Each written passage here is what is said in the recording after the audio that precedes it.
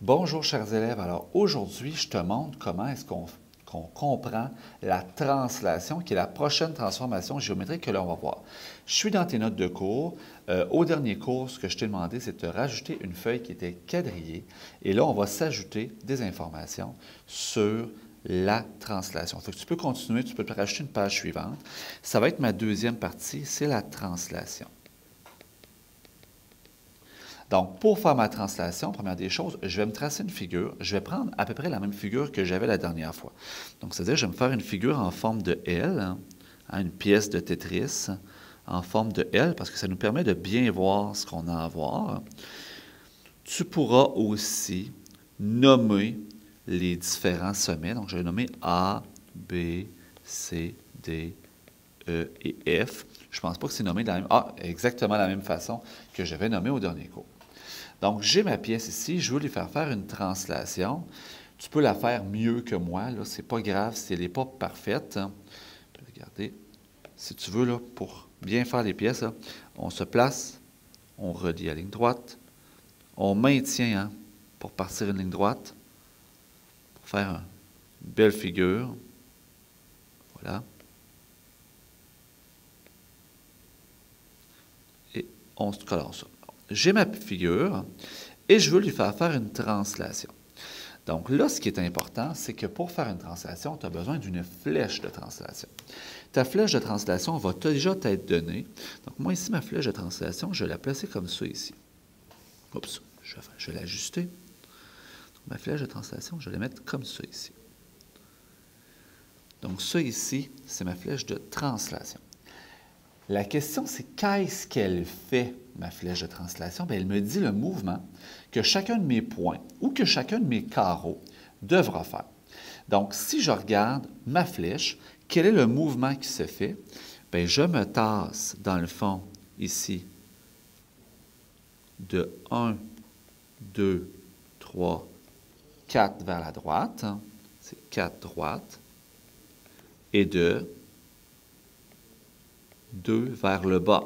C'est ça qu'elle me dit. Donc, le mouvement de ma flèche de translation, qui est diagonale, pourrait être séparé en deux facteurs, c'est-à-dire 4 vers la droite, 2 vers le bas, ce qui revient au même. C'est plus long, mais ça revient au même. Donc, chacun de mes petits carrés, il va faire ce mouvement-là. En fait, chacun de mes points aussi. Fait que mon point ici, mon point B, alors mon point A, tiens. Mon point A qui est ici, je le tasse de 4 vers la droite et de 2 vers le bas. Fait qu'il s'en va de 1, 2, 3, 4, 2 vers le bas. Fait que mon point A s'en vient ici. Ça, c'est mon point A'.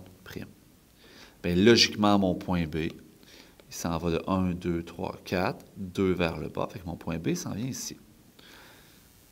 Mon point B. Mon point C, 1, 2, 3, 4, 1, 2, il s'en vient ici. Donc, ça, c'est C', B'. Logiquement, D' est ici. E' est ici. Et F', il est ici. Et ma figure, si je prends le temps de bien la tracer, elle est là. Donc, c'est aussi simple que ça, la translation. Donc, on déplace selon le mouvement qui est décrit. Maintenant, les propriétés... Oups. Là, j'ai d'annuler mes affaires.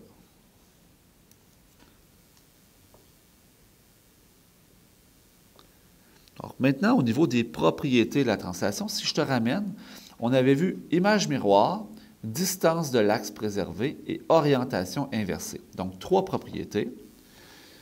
Donc, on n'a pas d'orientation. Donc, l'orientation, ce n'est pas une image miroir, c'est un déplacement. Tout simplement. C'est un glissement, en fait. L'orientation est préservée. C'est A, B, C ici, A, B, C, D, E, F, puis c'est A', B', C', D', E', F'.